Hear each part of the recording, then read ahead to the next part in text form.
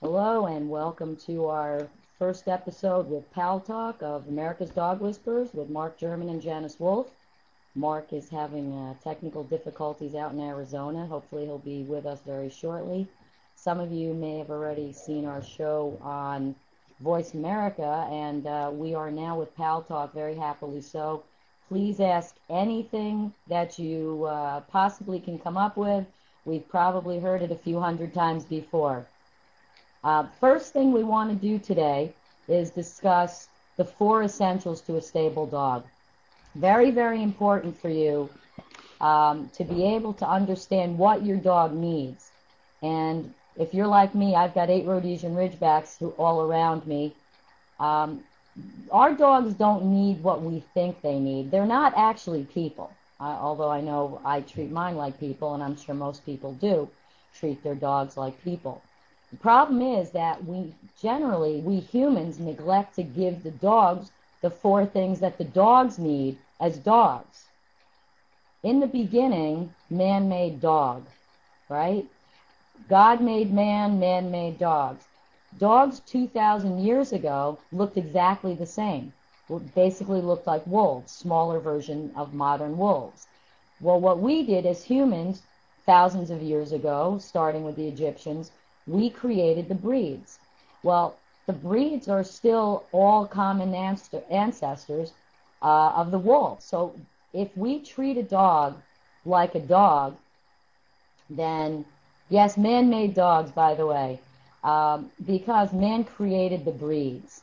Man didn't create the wolf, the canine, but man created the breeds within the species. So basically what we do, or what we need to do as humans, is to teach the dogs and treat the dogs like dogs. I hope no one... And that's what we're going to talk. Hi, Janice. Hi, Janice. I'm joining you now. Great. Hey, Mark.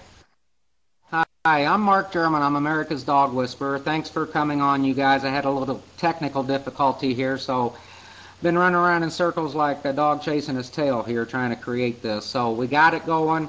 I hope you all are going to listen in and join in. If you have questions, email us, let us know, IM us. But what we're going to be talking about is how to have a stable dog or a stable pack, depending on how many dogs you guys do have out there. This is a different concept. It's not a hard concept, but it is different. So if you have dog-related questions, feel free to ask those as we go along. But what we're going to be discussing is the 4 essentials to a stable dog.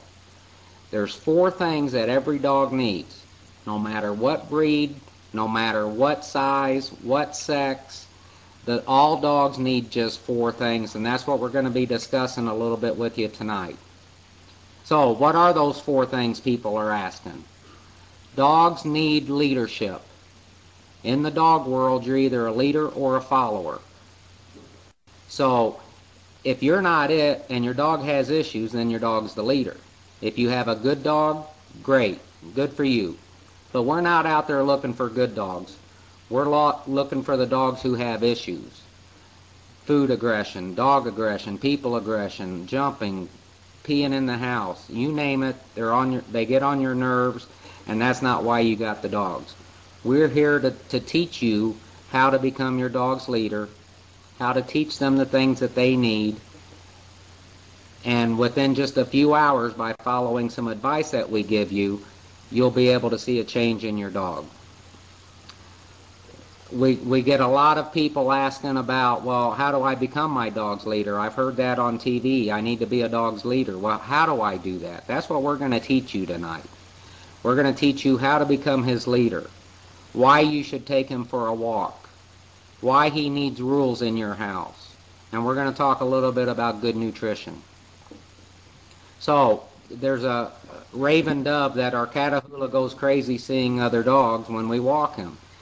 Well, number one, the dog is the leader. He's got to protect you. If a dog is in front of you, he is the leader. That's just the way it is.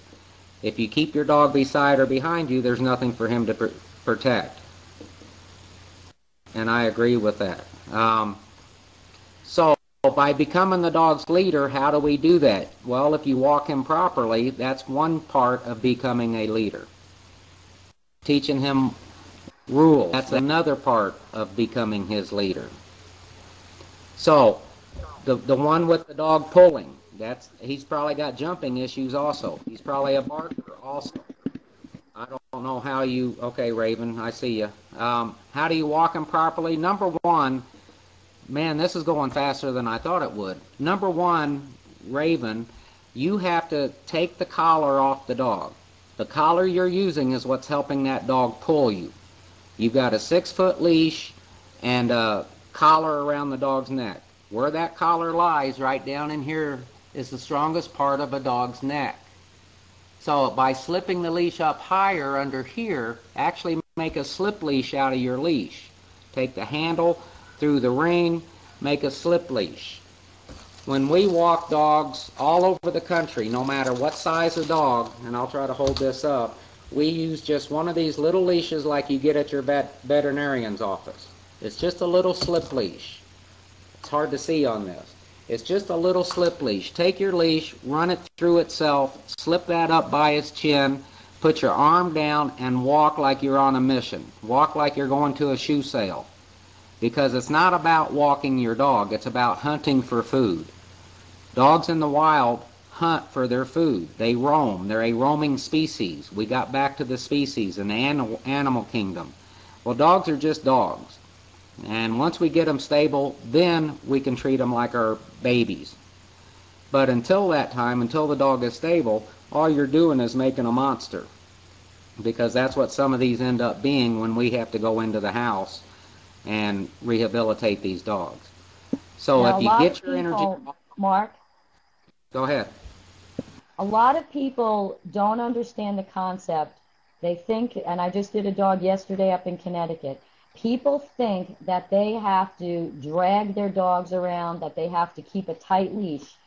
If you keep a tight leash, when you see another dog, you're actually creating exactly what you didn't want. Most of the times, most dogs, for instance, you're walking your dog, you see another dog, your dog pulls towards that dog. Oh my God, my dog's dog aggressive. You pull on the leash, you are now creating